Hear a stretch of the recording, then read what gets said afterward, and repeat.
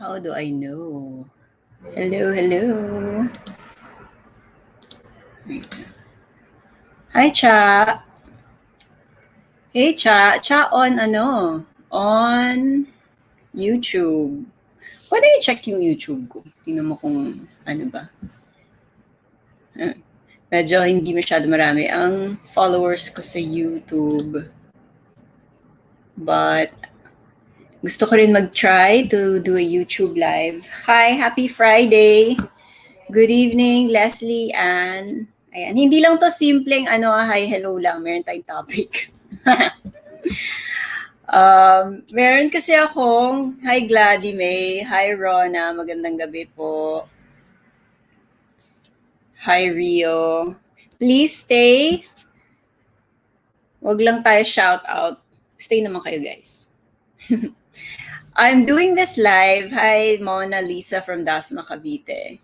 I'm doing this live kasi I get a lot of questions sa aking DM, lalo na sa Instagram, about personal problems and mga stories, mga humihingi ng tulong, advice dun sa career or relationships or whatever, kung ano-anong mga personal na topics. And I feel bad kasi hindi ko sila nababalikan. Nakaka-guilty. Hi, Jaira May on YouTube. Hi, Ate Maricar. Hi. Parang daw akong ate ng YouTube. Thank you, thank you. Hi, Joanne. Hi, Cindy.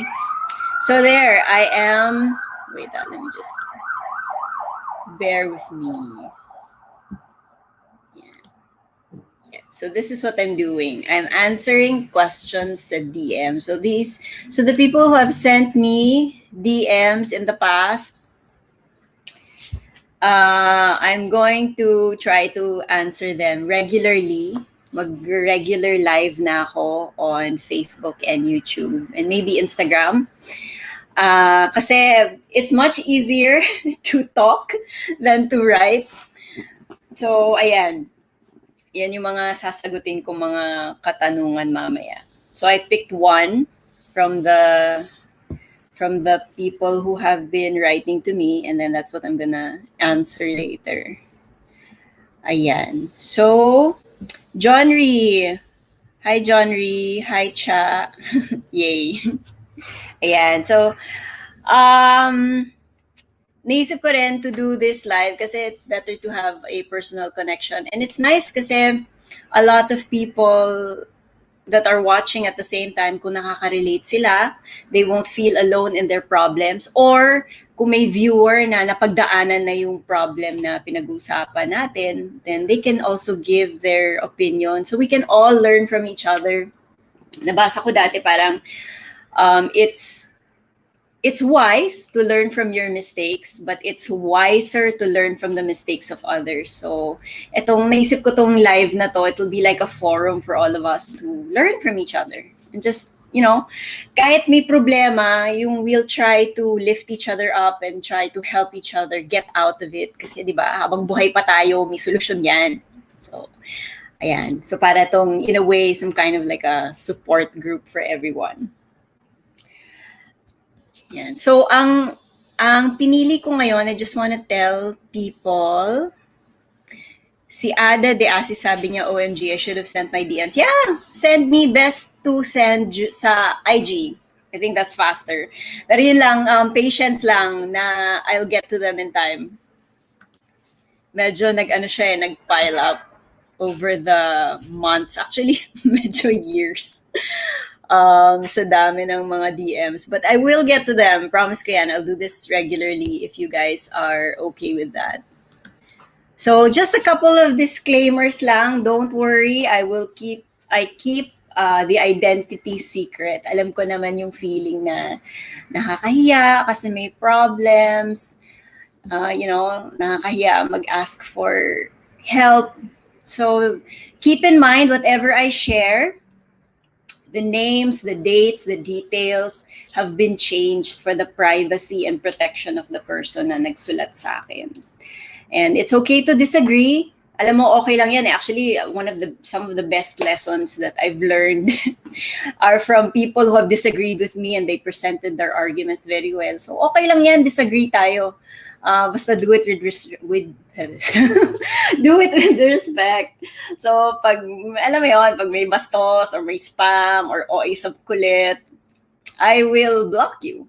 Wala namang wag tayong masyadong sensitive. Iba-block na lang kita kasi ang daming problema. Hindi na kita ipoproblema. So something like that. Okay. Vivi Ramos from Mindanao. Hi, Vivi on Facebook.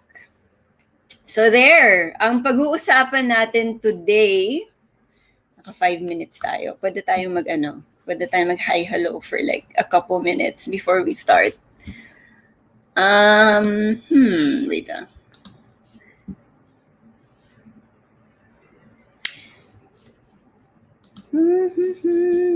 Hi, Hannah from Davao. And Hatay Alawan. Yan. Hi, hello tayo for a couple minutes. Basta today, I'm gonna be answering a question that I got from a DM sa aking Instagram. Actually, mga 2 or 3 stories sila na similar yung problems. So, nakakatawa.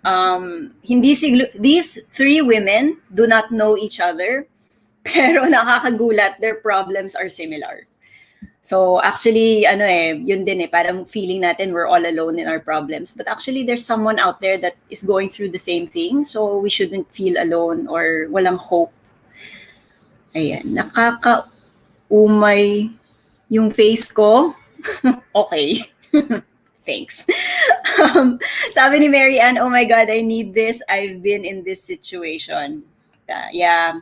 I think, I remember before when I was growing up, hindi pa uso tong mga lives. There weren't many self-help videos or, resources to help me get through problems. So, naisip ko din, parang to pay it forward. Marami din kasi ako mga mentors na nagturo sa akin ng mga very, very important life lessons. So, naisip ko to share this with you guys. Sabi ni Juldan, hi, watching from LA. Wow. Si Malu naman, Malu Gonzalez Gangia is from San Francisco. Imelda is from Puerto Princesa. Si Joy Floralde. Saan banda yung nakakauma yung face mo? Hindi ko alam sa kanya. Yun yung opinion niya. Okay. Mary Ann, sabi niya, I lost everything, as in, oh, I'm so sad to hear that. If you want us to discuss your problem maybe in the future, you can send me a DM. Somebody is watching from Japan. Oh my gosh, I miss Japan. It's one of our favorite places. Si Nichole is from Bicol. Sabi ni Yvette, thank you. Inspiration daw. Oh, salamat. Si Heidi Thorm Grisson is from Iceland. Wow. Tintin is from Makati. Ayan. So there. So, ipakita ko lang yung story na pag-uusapan natin ngayon. So there. Yeah, so this is a story of, there are 3 people na actually DM sa akin na about cheating. They are 3 women. Iba-iba sila. So, ang ginawa ko, I kind of tweaked their story, I put it together, I fix the details to protect their identity para kahit may nanonood na kakilala nila, hindi rin magiging masyadong obvious. Kasi it took a lot of courage for this person to send me a message. So, I respect that. Ayan. So, So, these women, yung isang girl doon, meron siyang live-in partner and then nag-cheat daw siya. So, I'll just read very quickly yung story niya. Ate, pa-help po.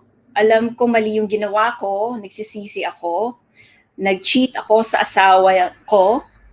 Asawa, pero actually when you talk to her, live-in partner pala sila.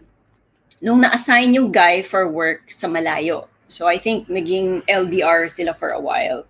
Nag-iba kasi yung guy, laging busy or pagod makipag-video call. Pag mag-usap naman kami, ang sungit niya. O kaya pagagalitan lang ako dahil may mali na naman akong ginawa. So malayo na nga sila and then hindi pa sila okay when it comes to mga video calls nila. So mahal ko po ang asawa ko, sobrang guilty ako, kaya yon. So magkalayo sila, tapos sabi ng girl, naglabas ako ng sama ng loob dun sa kasamahan niya na guy. Although hindi siya naging clear kung is this a guy from work or a guy na kilala niya personally. Tapos sabi niya, ang sarap lang na may nakakaintindi. So nahanap ko sa iba yung hindi mabigay ng asawa ko. Pero friends lang po talaga kami sa umpisa. Okay. And then, sabi niya, mahal ko po yung asawa ko, sobrang guilty ako, kaya tinigil ko agad yung pag-cheat. Kaso, nalaman ng kumpare ng asawa ko. And then, sabihin ko agad sa asawa ko yung ginawa ko. Kung hindi, isusumbong nila ako sa in-laws ko. So, yung kumpare, nagte-threaten na isusumbong siya dun sa parents nung asawa niya. So, parang in-laws niya. So, ayan. So, takot na takot siya. Gulong-gulo na siya. Hindi niya alam kung anong gagawin niya. And then, nung nagka-chat kami, nung nag-DM, I was able to send her a message and tinanong ko sa kanya na if situations were reversed, anong gusto ba niya na takot kasi siya na sabihin niya dun sa guy. Kung pwede nga daw, hindi na lang niya sabihin. Total, tapos na yung pag-cheat niya, tinapos din naman niya agad. Pero ako, tinanong ko sa kanya, parang, kung if situations were reversed, would she want to know? Para to know if she's being fair. Kung binaliktad yung sitwasyon, siya ba gusto niya malaman o gusto niya na itago na lang sa kanya? Total, tapos na. Then sabi naman ng girl, parang for her, gusto niyang malaman. Pero, iba daw pag lalaki. Alam niya na hindi niya ako kakausapin. Hindi niya ako mapapatawad. And then, kung siya ang nag-cheat, kung yung guy ang nag-cheat, sabi niya, kaya kong tiisin. Pero kung ako ang nag-cheat, tingin ko, iiwan niya ako, hindi niya kaya. Nalulunod na ako sa takot, hindi ko alam kung anong gagawin ko. LIP is live-in partner. I cheated on my live-in partner. So there's a girl who cheated on her live-in partner. Tapos ngayon, parang nath-threaten siya. Hindi na dapat niya sasabihin sa asawa niya kasi natapos naman daw. Tinapos naman niya yung relationship, cut na. But ayaw niya sana sabihin sa asawa niya, pero na-booking siya nung parang kumpare nung asawa. So now, na takot siya kasi malalaman na ng asawa niya. Kasi if she doesn't come clean dun sa husband niya, dun sa live-in partner niya, ibubuking siya. So ngayon, gulong-gulo na siya kasi takot na takot siya. So ako parang, listening to her story, nagulat din ako kasi parang hindi rin talaga obvious sa akin yung fact na parang may double standard. Parang meron din kasi kaming may vlog kami ni Richard, my husband, and we tackled this double standard quite some time ago na parang pag guys, it's more common na naririnig natin guys ang nag-cheat. But when women cheat daw, mas hindi nakakapag-forgive ang lalaki. So, tama ba? Is that something na you guys also see often sa mga circles ninyo? Kasi nung tinanong nga namin yan, and I asked a couple of male friends, ang dami rin nagsasabi na yung guy mas hindi nila kaya. Although yung girl naman, mas natitiis nila yung pag-cheat ng guy, lalo na kung may kids sila. So a lot of them can't take it, but some stay just for the kids. Sabi ni Red, first wife I left when I found out. So yeah. A lot of guy, actually yun nga I asked a couple of guy friends. Madaming nagsasabi na yun yung non-negotiable nila pag nalaman nila na yung wife or partner nila. Lalo na to, live-in lang sila, they're not married. So walang extra law or pressure na walang dokumento binding them together. So, I think valid yung fear niya na baka iwanan siya nung live-in partner niya. Yung ego maybe. What do you mean yung ego? Ayan, si Red may follow-up siya. I don't think it's double standard because women cheat because it's emotional and men are usually physical. I heard that a lot also. Parang pag yung girl daw, pag nag-cheat siya, may puso talaga involved. Now, I don't want this naman to sound na I'm advocating na okay lang mag-cheat yung guys. I think cheating is wrong. Well, kahit sino naman ang gumawa, it's still wrong. But I just want to point out na, when I heard the problem of this woman, these three women who messaged me, parang, merong double standard. Or there's hindi siya totally equal, if the double standard is the wrong term. Parang it's out there, it's culturally more common na pag-usapan yung men na nag-cheat. And when women cheat, it's harder for the men to accept it. So parang when I asked friends and when I asked other guys, tapos kami din when we posted this question on relationship matters, parang may maraming lalaki na yun talaga yung nila, yun yung non-negotiable nila. So, yun. Ang girl minsan nag-cheat pag hindi ma-provide ng boyfriend ang needs ni girl. Actually, I think that's also the reason. I think that's also the reason why men cheat. There's something I think that's the reason why anyone would cheat. There's something that you're looking for, and then you choose to get it outside the relationship. Ayoko rin naman mag-oversimplify. Iba-iba naman ang reasons ng mga tao. Pero basically, I think parang ganun. Sabi ni Jane naman, bakit nga ba? Napaka-unfair naman. Dapat pareho na lang magpatawaran. I agree naman. I think, lalo na if you're married or if you have kids or something, there should be opinion ko, there should be space for second chances. Pero yeah. Let's see. Si naman, sabi ni Crystal, I don't understand why, pero if it happened to me, I won't forgive him as well. Okay. Sige. So here's a girl also na ayaw niya na non-negotiable din niya ang cheating. So meron din. So this is a nice I think this is a nice thing to discuss if you have a partner. Parang what are your non-negotiables? Ano yung mga pwedeng gawin sa'yo na pag ginawa sa'yo, ayaw mo na. Parang gano'n. I think that's an interesting topic. Pero hindi naman, hindi yun yung end ng ating topic. Going back to the girl, so yeah, that's an interesting discussion in itself, no? What you call this? Yung girl, going back to her, so she's asking, ano yung kailangan gawin, gulong-gulo na siya. Actually, ang haba-haba ng message niya sa akin. And I think women will understand this and I understand this kasi pag sobra kang emotional, ang dami mong iniisip. Parang lahat na lang iniisip mo. So anyway, I had to really read her message very carefully kasi nga ang dami-daming detalye, medyo nakaka-overload. But at the start,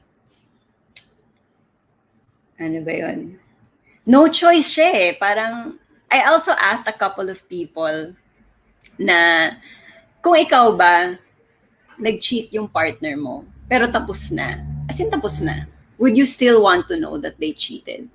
Alam mo, may mga tao na nagsasabi na they'd rather not know. And may mga tao na nagsasabi that they would know. So, equal siya, equal footing. So, I found that interesting na, kasi yung bias namin ni Richard, honesty talaga is the best long term. Kasi, things that you hide have a tendency of getting exposed later on, kahit anong tago mo, usually. Lalo na sa experience namin and the stories that we get. May mga tao na nag-affair sila or meron silang tinatagong gambling or bisyo from their significant other. Eventually, over time, nabubuking eh. And it causes bigger problems. But there are people na, sinasabi sa akin, kung tapos na, wag mo na sabihin sa akin. Yung mga ganun. Actually, yung two or three people na nagsabi sa akin noon, they're all men. So, there.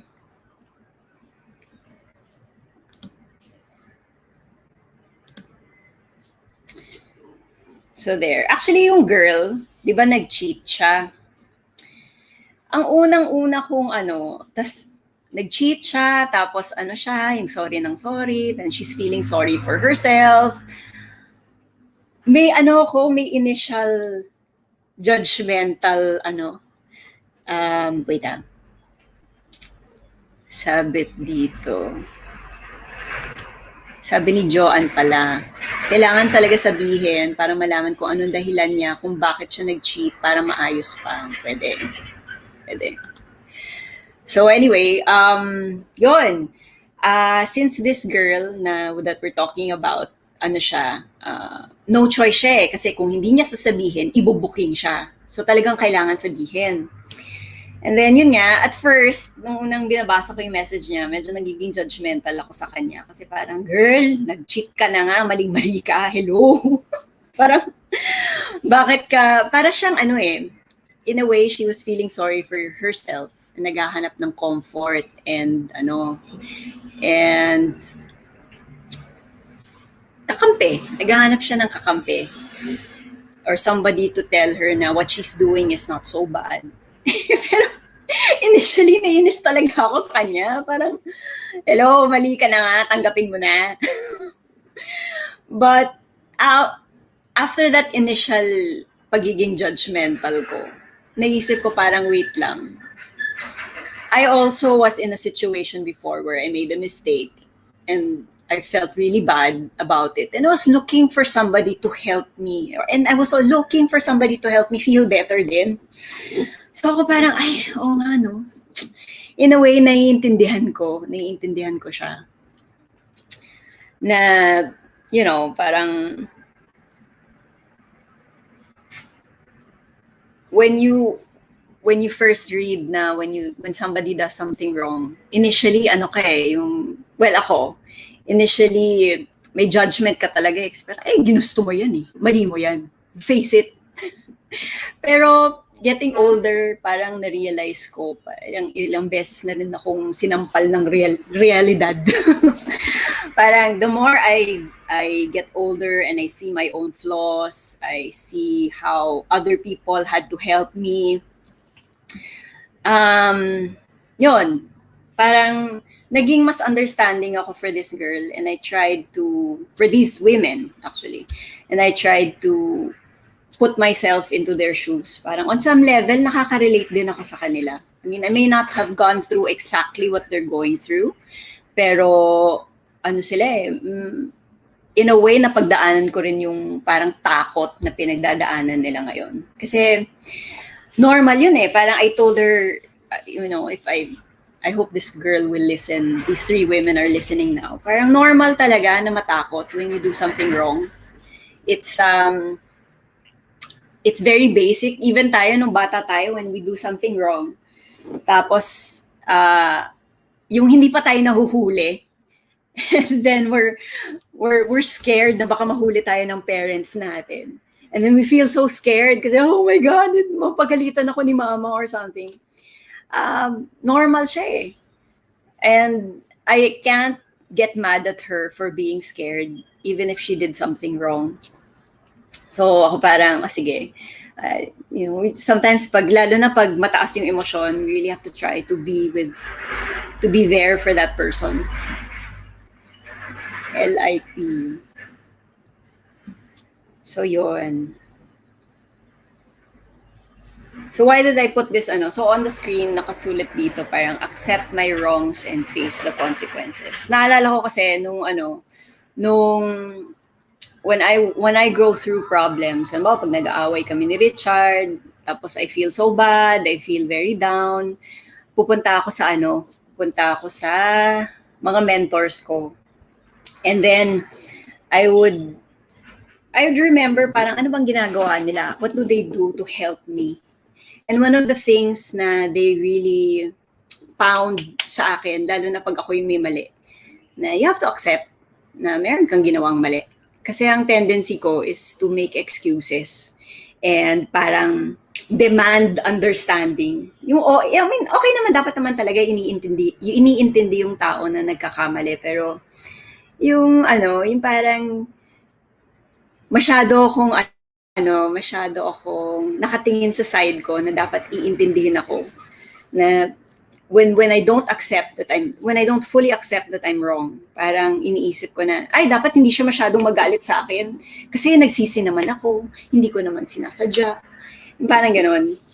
So, na-realize ko na when I really accept that I did something wrong, hindi ako gumagawa ng excuse.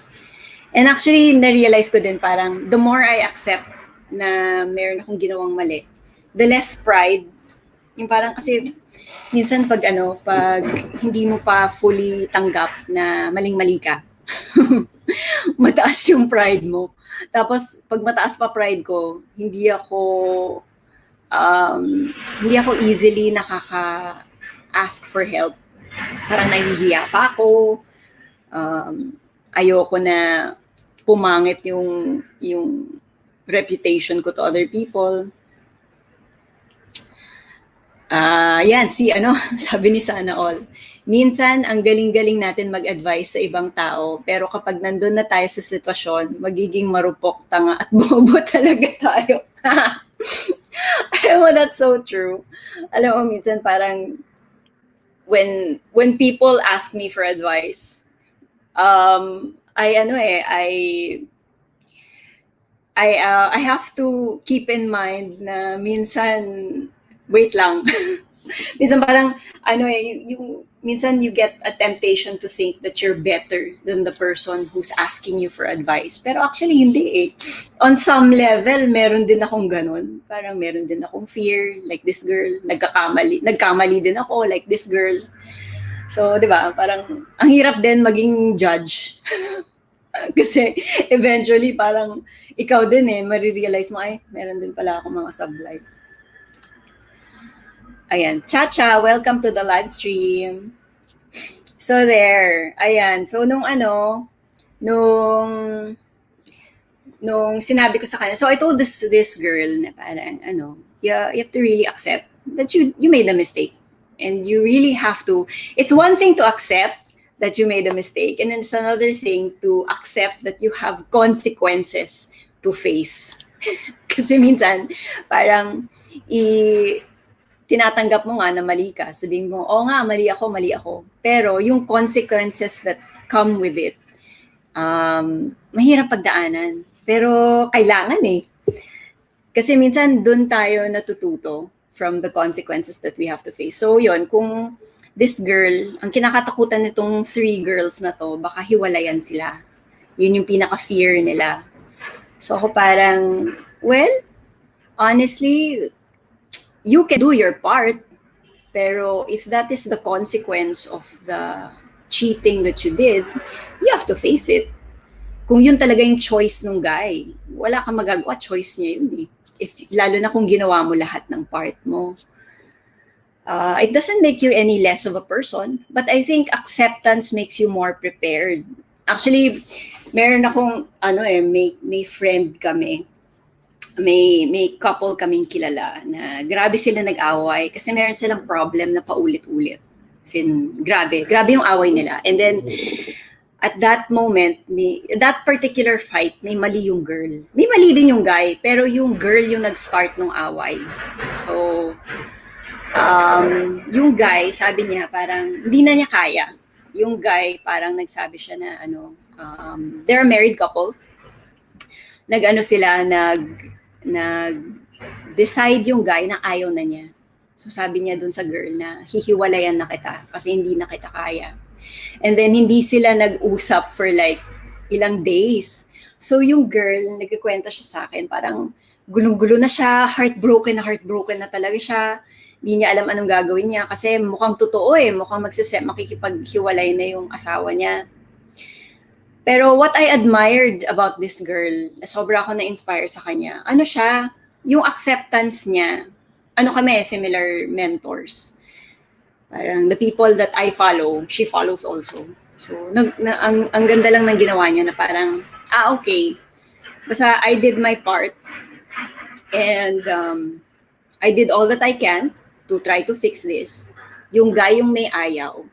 So siya, parang, I will accept that. If that's what you want, na mag-separate muna tayo. Hindi naman ata annulment yung, yung gagawin. Parang gusto lang ng guy na maghiwalay sila ng bahay kasi galit na galit din yung guy So what she did, nag-online siya, naghanap siya ng apartment. Parang wasak na wasak siya, but she accepted what she had to do. And then, ginawa lang niya yung kailangan niyang gawin. Naghanap siya ng apartment, nagplano siya, anong gagawin niya. Kasi may negosyo sila, may anak silang isa. So, ito yung gagawin ko, ito yung plano ko. Parang, she had to, ayaw niya mangyari yun, ayaw niya mag-separate. Pero since it was the choice of the other party, na ayaw na niya, siya, okay, I will do my part. I will do what I need to do. Ano ba to? Tinitingnan ko yung mga comments nyo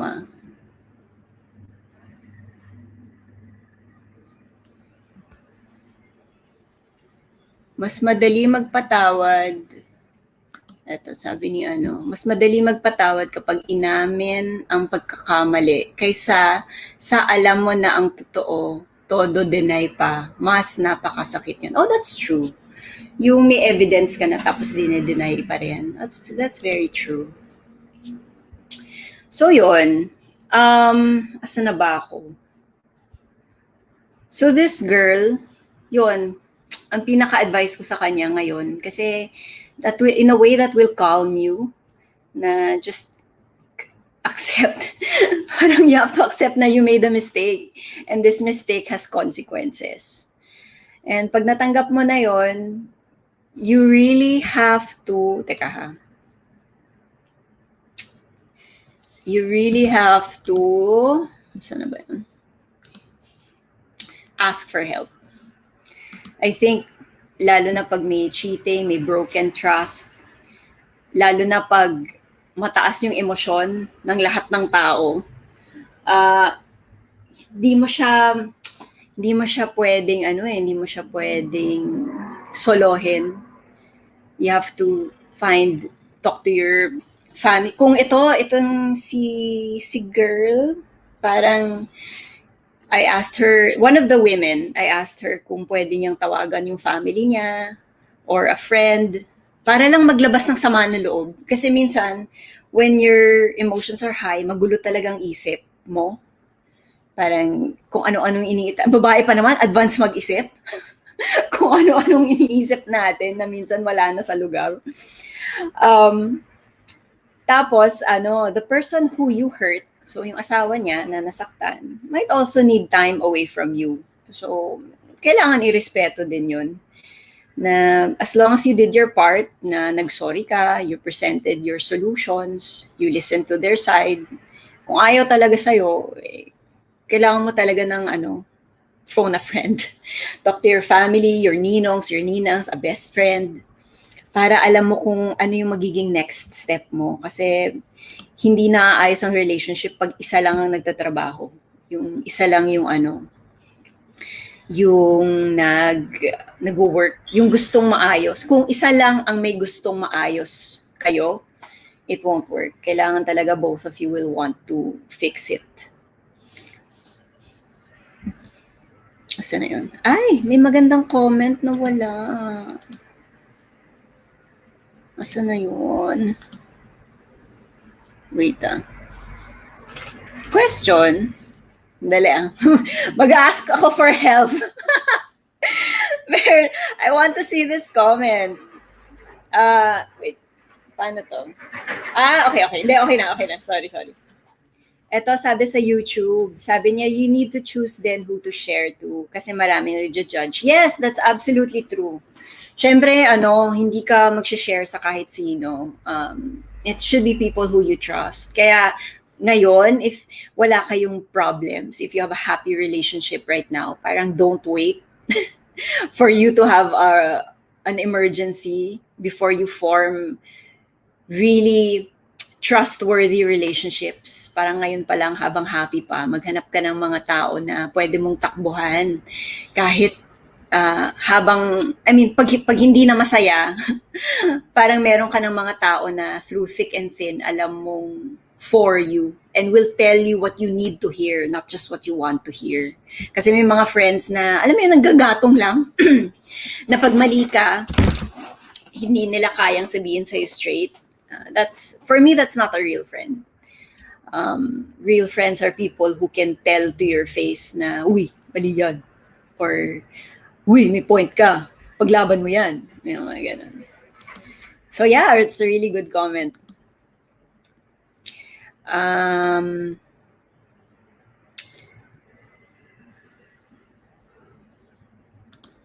Ayan. Sabi ni Anna Marie, Ate Car, pag kinakausap nga family or relatives mo, ichichismis ka lang, hahaha, pag normal na mayaman ka. Huh? Nye. Okay. I don't exactly know what you mean by this. Maybe you can comment again para mas mag-gets ko kung saan nanggagaling yung comment mo. Yan. Here. Ayan. Sabi ni Mary Ann, acceptance talaga like owning. Like ito na tong kabayaran, like consequence. Tao lang din tayo, but ang hirap talaga bumangon. But wala kang choice. Yes! Ako, oo. Mahirap talaga bumangon. Kasi if it was easy to recover from mistakes, edi paulit-ulit tayo magkakamali. Kasi wala naman palang consequence eh. I think that's also one of the downsides of people who are too matiisin. Yung parang masyado matiisin. Yung paulit-ulit na nagkakamali sa kanya yung ibang tao. Okay pa rin sa kanya. Parang hindi pa rin siya nagagalit. Hindi pa rin siya, alam mo yun, hindi niya kino-call out yung mali. Napo-prone yun to abuse. Parang, in the end, parang that person ends up very bitter. Kasi parang, and then the other person na nananakit sa kanya doesn't change. Kasi wala, yung tao na nag-cheat or yung tao na gumagawa ng mali, hindi nakakaramdam ng consequence. So, consequences are good. Actually, if there's one thing that I learned from my mentors, parang, it's not so much the problem, it's how the problem per se. Kasi lahat tayo may problema, hindi naman mawawala yun eh. But it's the way that you look at a problem. And one of the things that they taught me is, yung consequence, masakit siya. Pero maganda siya eh, sa long term. Sa long term. There's always, you learn from your mistakes, so you don't make the same mistake again. Yan. So there, yan. So I told this girl, yung may hingi ng tulong sa akin na ask for help. You really involve somebody that you trust. Kasi lalo lang ngayon, nagulong-gulo siya. Hindi pwedeng kinakausap lang niya yung sarili niya. Mas lalong, naalala ko yun eh, minsan pag napapraning ako and I don't talk to anybody. Sometimes pag praning na praning ako and takot na takot ako, I need somebody to tell me na, tama na, focus. Focus. Tsaka, and also, I need somebody to listen to me, a shoulder to cry on. Okay lang din naman yun. Minsan, yun ang tulong na kailangan mo, lalo na sa first few days ng isang crisis or pag hiniwalayan ka, for the first few days, hindi ka muna mag-iisip ng solusyon. Iiyak ka talaga. And that's okay. And sometimes, you really need somebody to cry to. Hindi pwedeng ikaw lang mag-isa. Kasi kung ano-anong kabaliwan, baka kung ano-anong isipin mo na hindi maganda. So it's nice to know that it's also very important for you as a person to feel na na hindi ka nag-iisa. I think that's very, very important. So yun. Tsaka siya, pag cheating, lalo na pag couples, a lot of times kailangan ng counseling. There are couples din na hindi nagka-counseling. I know a couple of 2 or 3 na married sila na wala silang counseling. Parang inayos nila on their own. Pero I remember kinausap ko yung wife. Akala ko ayos na sila kasi mukha naman silang okay on social media. Ang dami na lang trips together. Marami silang mga projects together, ganyan. Pero wait.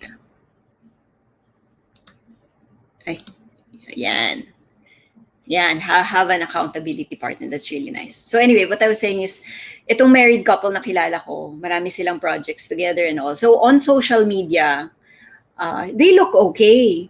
Pero nung may time na nakausap namin yung wife, and then inuman kasi. Inuman siya. And then napunta kami sa topic about infidelity, yung mga ganyan. Tapos parang nagulat na lang kami, bigla siyang umiyak kasi ang dami pala niyang sama ng loob na hindi nila ma-work out nang silang dalawa lang. Tapos pag mag-suggest kami ng counseling, parang oo sila, but hindi rin nila gagawin. Parang eventually makakalimutan din nila ulit. So I think for me, parang it's wiser for the long run to have counseling, lalo na pag may cheating. Kasi hindi biro ibalik ang trust na nawala. It's very, very hard to regain trust.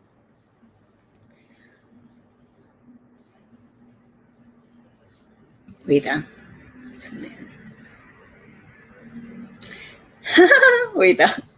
Sabi ni Ana Paulina, I actually have a playlist named Mentor Maricar. Ano ba yan? Thank you. Just sharing the things I learned from my own bloopers and the bloopers of my mentors. Sobrang ako, if you have a chance to mentor somebody, please be open about your mistakes. I mean, I think mistakes don't make us less of a person. It actually makes the other person who has a problem feel more comfortable kasi mararamdaman niya na, shucks, hindi lang pala ako sablay. And it's very comforting as somebody who has been on the receiving end of advice. Sobrang nakakatuwa pag yung mentors ko, nagkikwento sila about their own flaws. So, sobrang ko na-appreciate talaga. Ayan. So there. Ako, depends. Yung girl, it won't work if both of them aren't willing to work it out. Plus, I think medyo disadvantage kasi live-in partners lang sila. So, wala silang parang binding contract of marriage. So, I really hope for the best for her. Na I wish na hindi sila maghiwalay, but if ever that the guy does give up, sana siya, yung hindi siya maging sobrang depressed. Kasi from the looks of it, medyo bagets pa tong nagsulat sa akin. Medyo, I think nasa 20s, mid-20s ata siya. So she's still young. There's still a long way ahead for her if ever ayaw nung guy. And yun nga, parang I think with any crisis or whatever, parang think long term. Bad times don't last forever. Yun lang. Yun yung problem with high emotions eh. It makes you feel na end of the world na. Pero actually, meron palang bukas. And then may bukas ulit. And then may bukas ulit. high emotions, lalo na high negative emotions, make you feel like it's gonna last forever and it feels horrible now. But I've learned na it won't always be that way. I mean, and ako parang pag nag-aaway kami, feeling ko that day, parang sama-sama. Ang sama ng feeling. But when I start to think na, wait, oo nga no, this is just the first day of my crisis. Meron pang day 2, meron pang day 3. And the choices I make on day 2, day 3, day 4, day 5 will affect the long term. So, kung iiyak-iyak ako for 2 days, okay lang yun. It's okay to be depressed for like the first 2 days. Pero kung 6 months depressed ka, ano na, parang you really have to ask for help. You really shouldn't do this on your own. Sabi ni Alu, always make a plan A and B. Accept the result, telling truths talaga makes you feel better. At dito mas makikita yung strong talaga yung love nyo. Mas mauunawaan pa nila yung isa't isa kung ano yung bawat pagkukulang nila. Yeah, sana.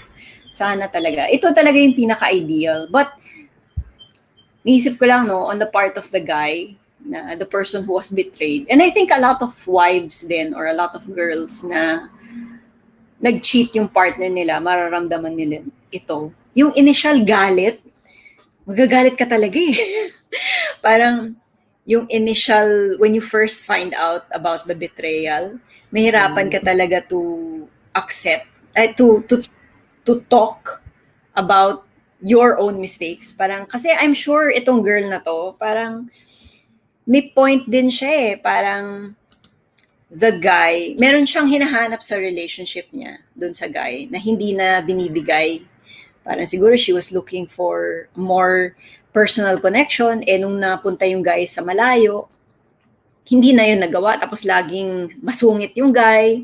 In a way, may fault din yung guy that led up to the affair. It doesn't excuse the affair. But it contributed to the reason why. So, yun. Daming comment ni Red, ah. Teka, sige nga, ano to? What do you do? What do you do when you want counseling but your partner just wants to forget it happened? For me, it seems like it's always going to be at the back of my mind, not knowing why they did what they did. Kung ayaw ng partner mo ng counseling, yun nga you can't force anyone to do anything. But I know somebody na may girl, couple sila, then the girl usually it's the woman who's more open to counseling eh. So what the woman did, kung ayaw nung asawa, siya nag-counseling mag-isa. And over time, I think, mga ilang months din, mga almost a year siya hindi siya formal counseling na binabayaran. Mentor lang din. She went to a married friend na she really admired. So every few weeks nakikipag-usap siya sa married friend na yun. And yun. I think after almost a year of going to counseling on her own, naging open yung guy to go to counseling also. So long term talaga siya eh. Parang, when you have a problem, minsan gusto mo quick fix. Pero actually, lalo na pag mga affairs, mga cheating, mga really big crisis, hindi siya nakukuha ng excuse me, hindi siya nakukuha ng mabilisan.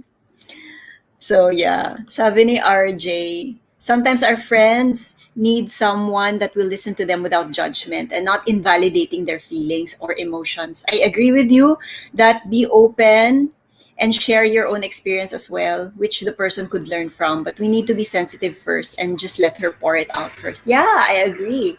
Lalo na pag bago pa lang yung issue, sometimes people don't need to hear solutions yet. Lalo na pag babae.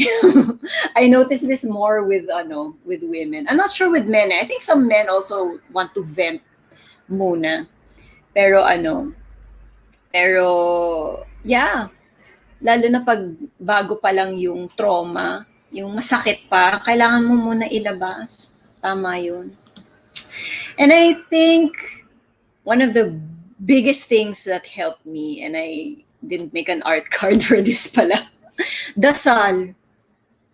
I mean, I'm not a really religious person and iba-iba tayo ng faith and beliefs. But for me personally, when there are things na I cannot control and kahit anong gawin ko, hindi siya nagbabago, whether it be with other people, may something akong gustong baguhin in somebody else, pero hindi siya mabago. Or if there's something in me na gusto kong baguhin, pero hindi ko mabago,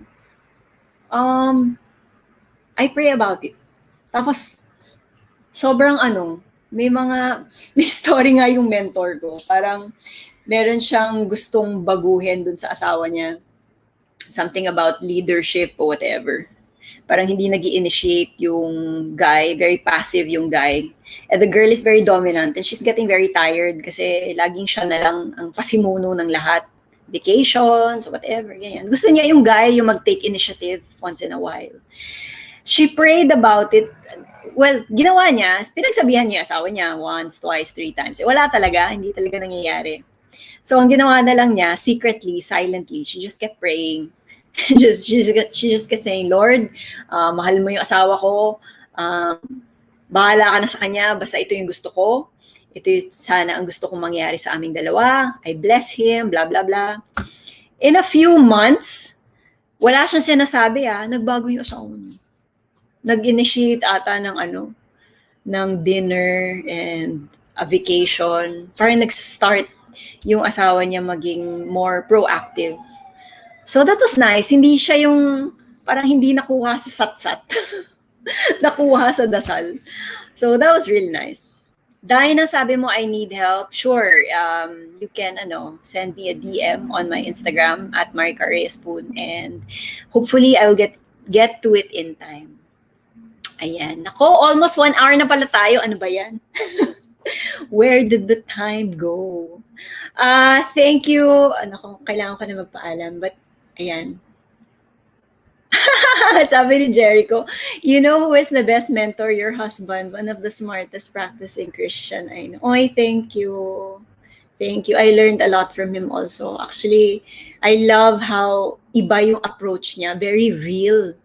Very lalo na sa mga relationship problems, he always gets to the bottom line. Ano yung pinaka-problem? Yun. Mag-focus tayo sa pinaka-problem. Wala na yung mga ibang satsat. So there. Sabi ni Janina, I love your content. Ang dami kong natutunan sa inyo. Nasa part ako ngayon ng moving on. Ay, thank you. I hope it helps. Please comment ka sa dun sa YouTube video and let me know what you think. Ayan. So there. Sabi ni Neth on YouTube, sobrang common na to, pero the truth will set you free. Yeah, lalo na sa long term. Kasi meron talagang ang mga tinatago, they have a way of finding themselves out in the open after a while. Eventually, nabubuking din kahit paano over time. So there. Ayan, almost 1 hour na tayo. Tama na, matulog na tayo. Weekend na. Happy weekend, guys. If you want me to keep doing this more often, please send a comment. If you want to share your stories, I assure you that I will keep your details private. I will change things para hindi obvious na ikaw yung magsulat. Just send me a DM on my Instagram. Comments, DMs are disabled sa ngayon sa aking Facebook kasi hindi ko kaya. There's just too many. Kung meron kami, may DMs din kasi kami sa RM and then there are DMs also on my personal IG. So, better if you want na ako lang ang magbasa, send it to my Instagram. But if you want my and Richard's opinion, my husband Richard, please send the personal message to our Facebook page, Relationship Matters PH. So, yun lang. Thank you, guys. Thank you for joining me until the end. Ayan. Hi, Asel! Gusto ko lang mag-hello. Isa ito sa mga taong tinatakbuhan ko. At my God, wala na akong mukha na itatago sa kanya. Nag-walling na ako kay Asel. Basta, wala. Lahat ng baho ko, alam na niya. So there. Good na, paano ba to? Ayan. Good night sa inyong lahat. Good night, RJ. Good night to all of you on YouTube and Facebook. I hope you will comment below or send me a DM. And I hope to see you guys on my next live. And good night. Good night. Happy weekend.